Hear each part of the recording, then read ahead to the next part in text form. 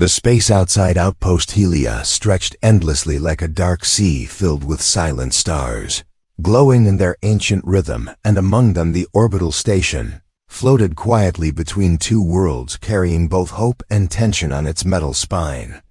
It was the only place where humans and Avani were allowed to work side by side, though the word side by side meant separate halls, separate quarters, separate rules, and especially for the Avani females it meant strict isolation behind feathered silence and spiritual walls that no outsider could pass. Lena was different from most of her kind. She always moved with grace like wind over water, her feathers shimmering with soft colors and a calm presence that made people stop and notice even without words. She had golden eyes that always looked as if they were listening and thinking even when she remained silent. Most humans rarely saw Avani females up close, and if they did, it was for official business, no more no less. But something had changed when she first saw Cal during a routine power inspection in the station's lower level. Cal was not like the others either. He kept to himself, worked long shifts, and didn't speak much unless necessary. His hands were always busy fixing systems, replacing coils, making the old parts of the station breathe again, and people trusted him for that. There was kindness in his silence and a hidden sadness in his eyes, the kind that spoke of someone who had lost something long ago and never talked about it. Lena saw it when they passed each other in the corridor one evening during a scheduled check, and instead of turning away, like Avani were taught to do, she looked at him and held the glance for a second, longer than she should have. That was where it began, not with words, but with that glance, and over the next few weeks their paths crossed again and again, always by chance, always brief but enough to feel the weight of presence. Sometimes she would come into the engineering bay under the excuse of checking environmental readings, and he would nod, without saying anything, but leave the better tools in her reach, or make space near the console without being asked. They spoke once during a system reboot, and the conversation was so simple about how the lights in the lower corridor flickered when the solar arrays turned. But something about the way she smiled after he said it made him remember the warmth of his childhood, before everything in his life had gone cold. It was never planned, not the meeting, not the feeling, not the night that changed everything. There was a sudden power surge that triggered an emergency lockdown in the lower levels one evening, and Lena and Cal happened to be inside when the bulk doors sealed with a warning alarm echoing through the metal walls. Communication went down as backup systems kicked in slowly, and for several hours they were alone in a small maintenance bay surrounded by humming panels and flickering lights in a quiet that felt too close to forget. At first they sat apart, saying nothing, both knowing that staying silent was the safest way to avoid mistakes, but as the hours passed something shifted. Lena finally broke the silence by asking him about a small photo stuck to the side of his panel, and it was of a garden full of flowers with two people standing under a tree, smiling, and Cal told her it was his family, long gone from a disease that spread fast on Earth during his younger years. She listened and told him stories of her people, how the feathers of a newborn, Avani, shimmered based on the mother's emotions, how their ancestors believed stars were the eyes of the first sky dwellers, and that each Avani soul returned to one of them when they died. Cal had never heard her speak so much, and the sound of her voice was like a soft instrument played underwater. Time lost meaning in that bay, the walls no longer cold, the air no longer still, and between shared memories and stories something new came alive between them, not just attraction, but something deeper, an understanding that two souls, not of the same world, could still echo the same pain and carry the same dreams. When the lights fully came back and the doors unlocked, they stood close, neither of them moving first, and in that final moment of stillness, something passed between them, a touch of hands, a lean forward, a breath shared too closely to be just friendship, and then a kiss that spoke of longing and quiet rebellion.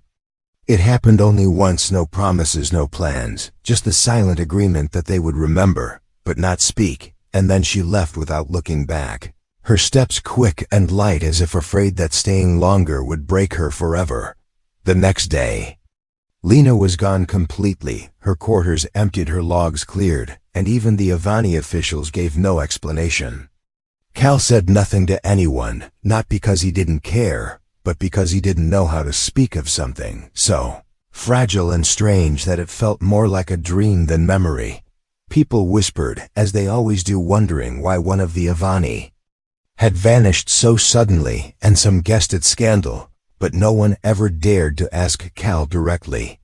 He returned to his work the same as before, with quiet hands and distant eyes, but there was a new silence in him, one that echoed not of loss, but of something unfinished, something that waited far beyond his reach. Outpost Helios returned to normal, with its routines, its protocols, and its cold divide between species. But somewhere deep in the heart of the station, a memory remained sealed like a power circuit waiting to come alive again, and Cal could feel it every time he walked past the maintenance bay where everything had changed one night, not meant to happen. He did not know then that silence would soon shatter once more, and when it did, it would carry not only memory, but something living, something growing, something that would test both hearts and laws in ways no one had dared imagine before. Months had passed since the lockdown night, and Cal had fallen back into routine, though something inside him had shifted in ways he could not explain, and often he would walk past the same lower corridor where it had all begun and feel the heaviness of that lost connection pressing quietly inside his chest like a sealed hatch waiting to open again.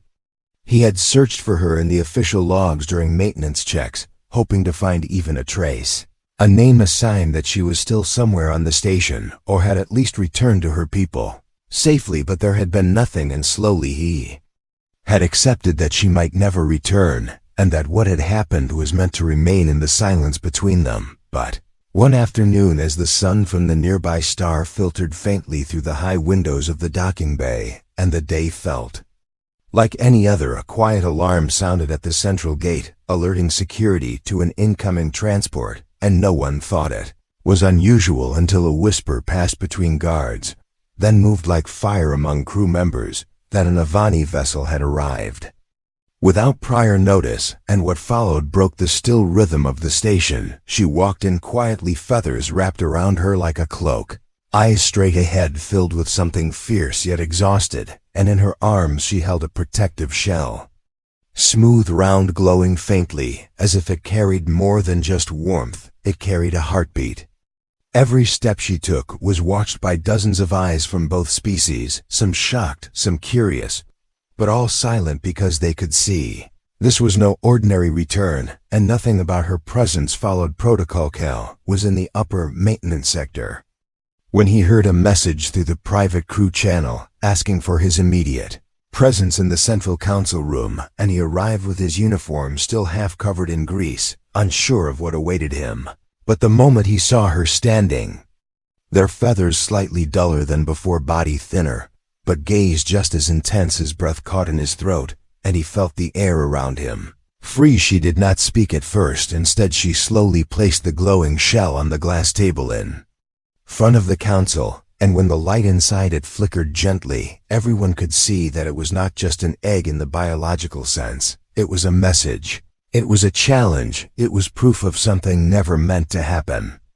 The Avani representative looked furious, his wings flaring out in silent warning, while the human officers stood frozen between confusion and disbelief. The council began questioning her, demanding answers about why she had come without permission, how she had crossed the border between sectors, and most of all what the egg was, and what she intended to do with it. Lena answered calmly, voice steady, though her body swayed slightly from exhaustion, and she told them she had returned not as a fugitive or a messenger, but as a mother who sought protection for the life growing inside a life that carried not just Avani blood but human as well. Cal could barely understand the words at first, but when he looked at the egg, he saw the slight curve of the shape, not fully Avani, not fully human, but something in between, and his legs went weak for a moment, as if the floor had vanished beneath him, because deep down he had wondered and hoped and feared but had never truly believed that one night could lead to something so impossible and real. The Avani council member declared her act as violation of sacred law. Their kind had never allowed crossbreeding, especially not with species they considered emotionally unstable and spiritually incompatible, and according to their code, any such offspring had to be returned immediately to their world for ceremonial purging, not out of hatred, they claimed, but out of fear that the child's soul would be born fractured, unable to belong to sky or earth. Lena refused and stood firmer even as her body trembled from fatigue, and she declared she would not hand over the egg. She would not allow a part of her and a part of Cal to be erased in the name of outdated tradition, and she said the child inside the shell was already forming its own energy, its own identity, and that no council, no elder, no tradition had the right to end it before it had even opened its eyes to light her. Words silenced the room, and Cal found himself stepping forward slowly. Not because he had planned it, but because something stronger than reason pulled him toward her. And he stood beside her without permission, without instruction, and said quietly but clearly that if she sought sanctuary, he would give it, and if she asked for protection, he would provide it, and if she was to be judged, then he would be judged with her. Whispers broke across the chamber as leaders from both sides stared, not just at the egg, but at the human, and Avani, who stood shoulder to shoulder, refusing to let law erase life. Some voices demanded that both be detained until further discussion. Some pleaded for time to consider the implications, while others remained silent, too stunned to respond. Lena began to sway, and before anyone could reach her, she collapsed into Cal's arms, and her feathers brushed his chest faintly as he caught her, and the egg glowed brighter for a brief moment, as if reacting to the closeness, the shared touch, the protection being offered. Medics rushed in to take her to the infirmary, while Cal carried the egg close to his chest, refusing to let it be taken by anyone else. The next few hours were chaos. Orders clashed across systems, debates surged in private channels, and both human and Avani leaders struggled to respond to a situation their laws had never prepared them for. The medical scans confirmed it. Clearly, the child within the egg showed signs of a dual structure. Its heart steady, its form healthy, its energy levels rising. Lena remained unconscious for the rest of the day, and Cal sat by her side holding the egg in both hands, watching the soft light inside shift and dance like the pulse of a tiny universe not yet born, and he whispered stories to it.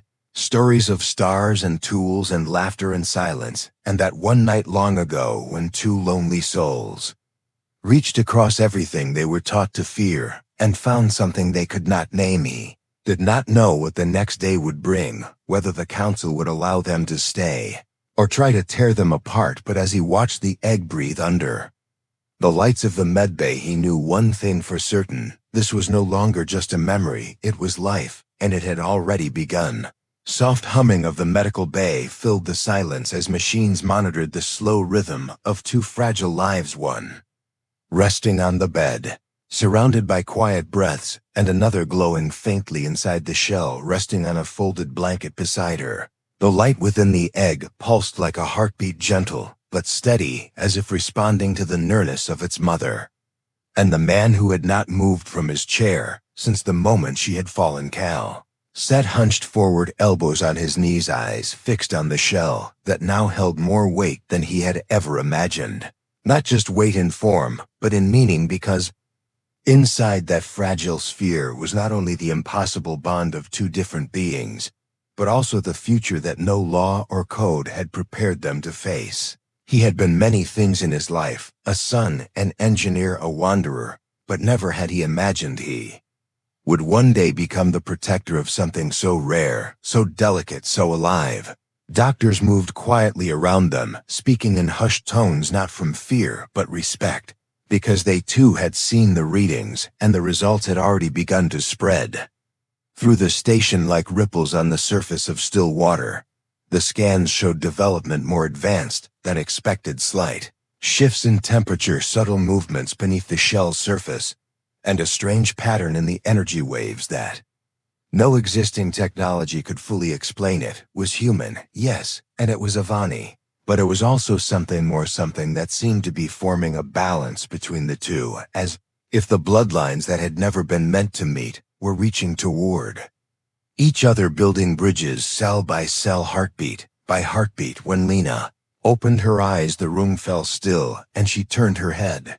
Slowly, eyes dull with weakness, yet filled with determination, and the first thing she asked was about the egg.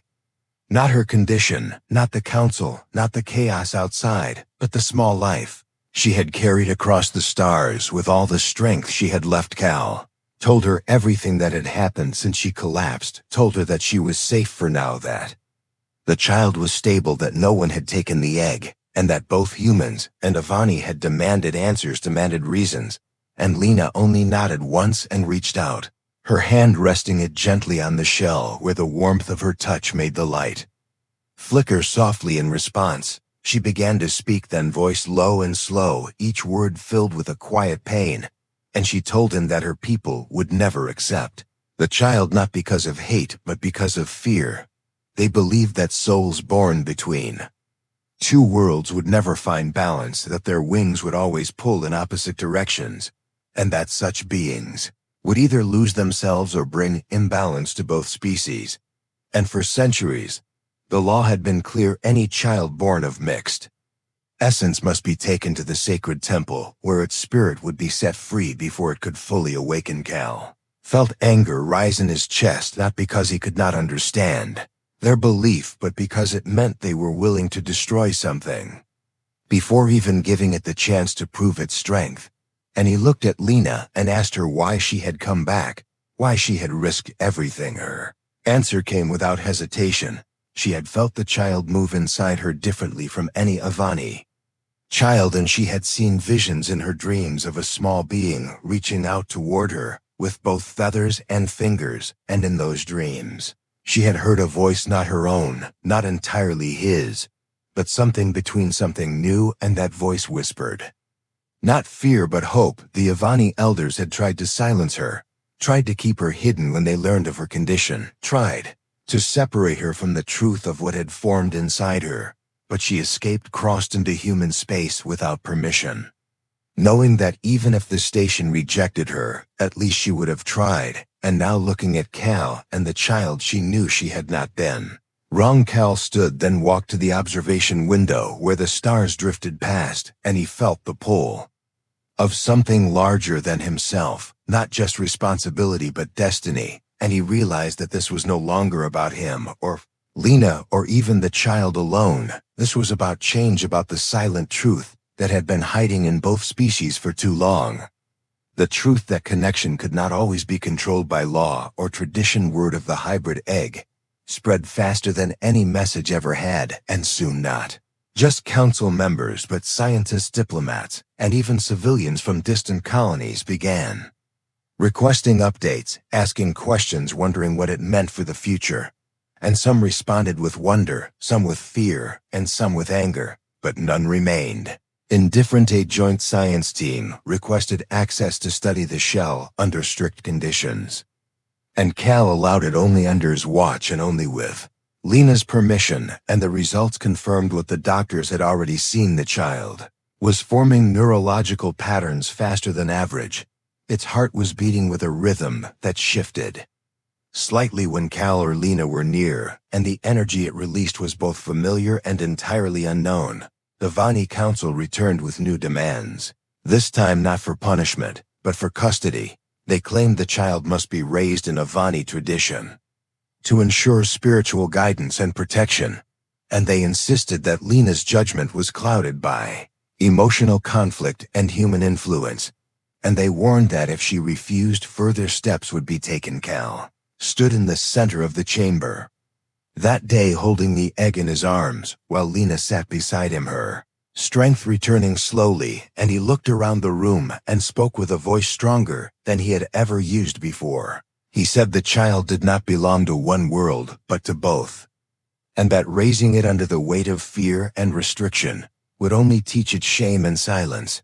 And he said the child deserved a choice, Not a cage. The debate burned for hours across both sides, and as tensions rose outside the station, ships began to arrive from both human and Avani fleets, waiting quietly in orbit like watchers at the edge of a storm, and still the egg glowed. Quietly still, the heartbeat within remained calm, as if untouched by the storm around it. Lena placed her hand on Cal's, and together they waited, not for approval, not for acceptance, but for the strength to keep standing, because they knew that what came next would not be easy, but it would be worth it, because what grew inside that shell was more than a child. It was a sign that even in a galaxy filled with fear and history, something new could still be born. Something that neither side had expected, but both would soon have to face. And as the lights dimmed across Outpost Helios that night, and the stars continued their ancient dance beyond the glass, the egg remained between them, warm and alive, and full of the silent promise that truth, no matter how fragile, would always find a way to rise. The silence across Outpost Helios no longer felt like peace. It felt like the heavy pause before something irreversible, and every corridor held tension. Every conversation felt like it was balancing on the edge of something sharp. Both humans and Avani moved through the halls with careful steps, not because they feared each other, but because they feared what the next decision might bring.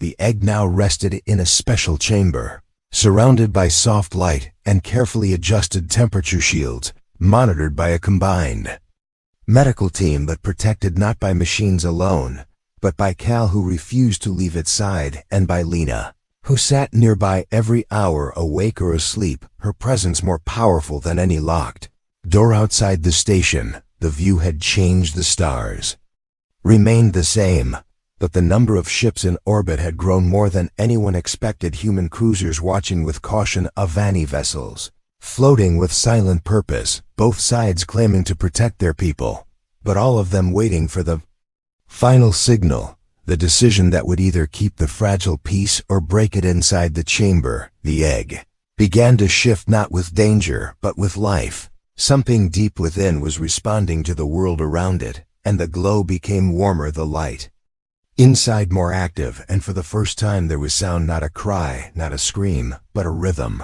Soft like breath, strong like a heartbeat, and it echoed gently through the quiet space. The scientists watched carefully, recording every flicker, every change, and the patterns were strange, not random, but not entirely natural either, and slowly they began to realize the energy was reacting not only to proximity, but to emotion. When Lena sang softly in her native tongue, the light shimmered in harmony. And when Cal spoke words of comfort, the rhythm steadied, as if the child within could already sense the world and choose what to trust. Meetings continued behind closed doors, some calling for surrender, some for defense, and others for understanding.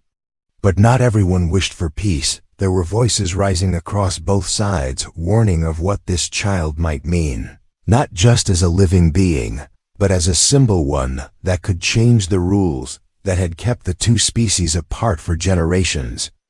Ultimatum came from the Avani High Council. It was wrapped in respectful language, but the meaning was clear. The egg must be returned within 48 hours to the temple for spiritual review and protective care, or they would send their retrieval fleet under the banner of sacred right.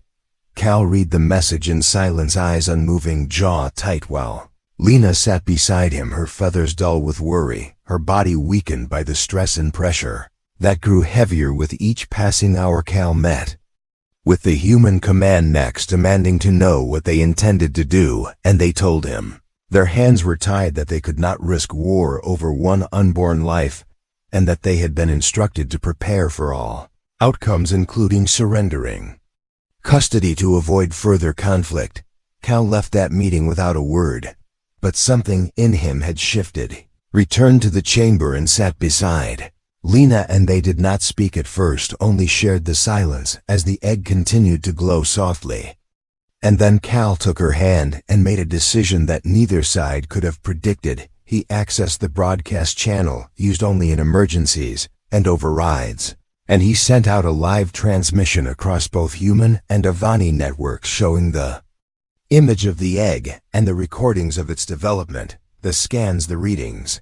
The voice of Lena telling her story, and the truth of how this child came to bat. Message was raw, not polished, not approved, and it carried no military seal, just the voice of two people who had done something small and simple in a moment of connection, and now found themselves standing at the center of something larger than anyone had prepared for. Cal spoke quietly, but clearly to all who watched, telling them that this was not about politics or control. It was about life and choice, and the fear that kept species apart, even when their hearts reached for the same light. The response was instant. Messages flooded the station from colonies and ships in neutral worlds, voices both praising and condemning, some calling them brave, others calling them dangerous, but none able to ignore what they had seen. And slowly the tone began to shift among the Avani. A small group of elders spoke out against the order to retrieve the egg. They said the ancient laws were written in a time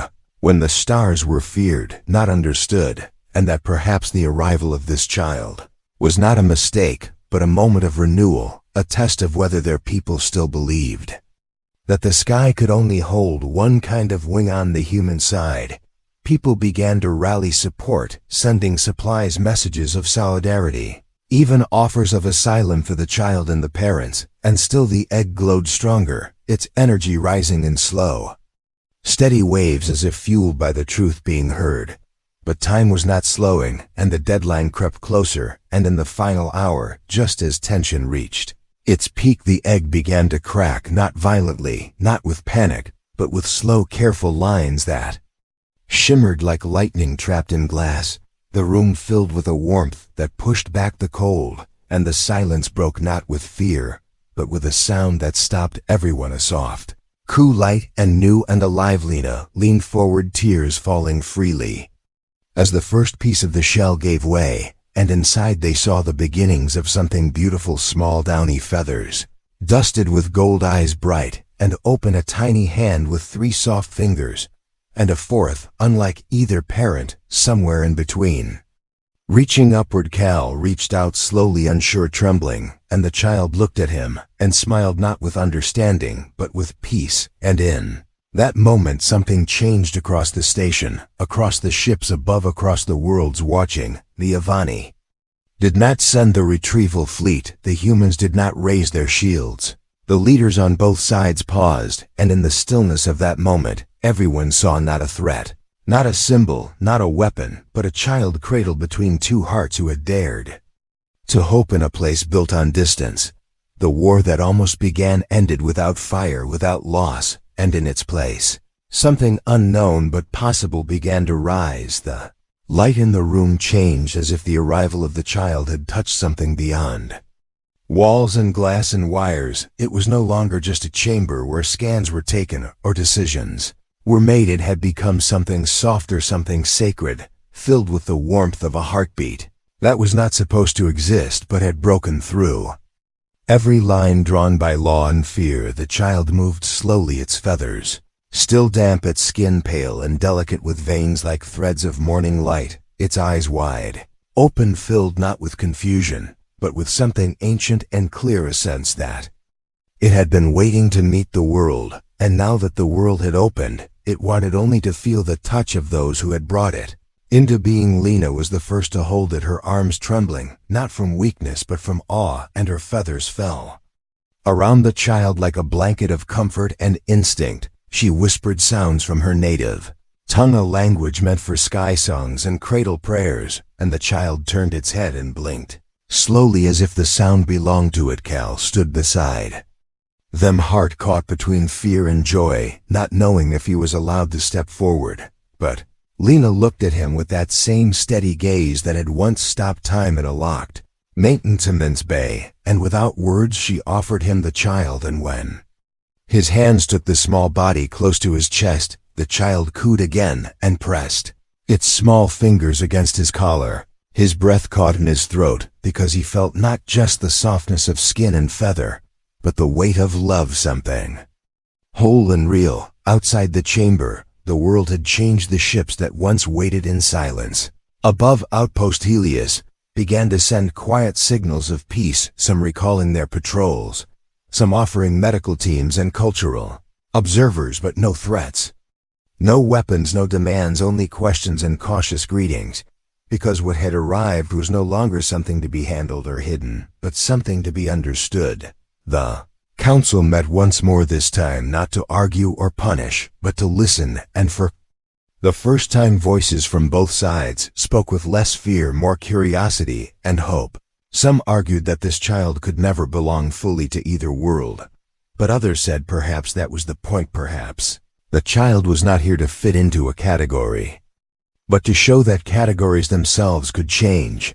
They named the child Ayan, a word that in both human and Avani language meant bridge, though neither side had used it that way before. Ayan slept between Cal and Lena, wrapped in a blanket of fabric and feathers, its breathing slow and soft, and the glow of its skin gentle as dawn. Lena's strength returned over the next weeks, though her steps remained careful, and her heart protective. She watched the world around her shift, watched Avani scientists and human doctors take turns studying Ayan, not as a subject but as a miracle, and Cal never left their side, always nearby, always ready to hold the child or to defend the peace they had created from one night of impossible connection. The news spread far beyond the station, reaching colonies and capital planets and distant outposts where tired workers paused to watch the footage, where mothers and fathers stared in quiet disbelief, and where children asked questions their teachers could no longer answer with certainty, but rather with wonder. Ayan grew faster than expected, its mind-absorbing language and sensation, as if the world was a song it already knew and just needed to remember. It reached for tools before toys. It responded to tones rather than commands, and sometimes when it looked into someone's eyes, they would forget their next words, as if the child saw something deeper, something they had forgotten in themselves. Cal often watched Ayan sleep and wondered what kind of future awaited the child, whether it would fly with wings or build with hands, whether it would speak in songs or in code, and whether it would carry the peace they had fought for or struggle beneath it. But every time those questions rose, he would hear the soft breathing, feel the small fingers wrap around his own, and he would remember that the future was not something to fear, but something to build. Lena began speaking in public gatherings, slowly, gently, choosing her words with care. She did not ask for acceptance. She did not beg for permission. She only told her story and let those who listened decide what to carry forward. Some wept when she spoke, some turned away, but many stayed, and when she left the stage, they would follow her silently, as if walking behind something they did not yet understand, but could not ignore. In time, Outpost Helios became more than a border station. It became a meeting ground, a place where translators and teachers and artists from both species came not to debate history, but to shape it, and Ayan remained at the center. Not as a leader, not as a symbol, but simply as a child playing, laughing, sleeping, asking questions that still had no names. Years passed and the old laws faded slowly, not with destruction, but with soft erosion, replaced by customs shaped by those who dared to love across lines and carry hope across silence. And Ayan grew not into a weapon, not into a prophet, but into a person shaped by two worlds and belonging fully to both. Cal grew older, and so did Lena, and though the world changed faster than they could sometimes follow, they never lost sight of what they had built together, from one night born not of rebellion, but of reaching beyond fear. And when Ayan stood at the edge of the highest platform, looking out at the stars where the old fleets once waited, now replaced by vessels of study and travel, it turned to them both and smiled, and in that moment, Cal and Lena knew that everything they had risked had become more than memory. It had become legacy, because from one night of broken rules and quiet courage, they had brought forth something neither war nor wisdom had ever created before. Not just peace, not just life, but the living proof that even across distance and difference, the heart could still find its way home. The Q. End.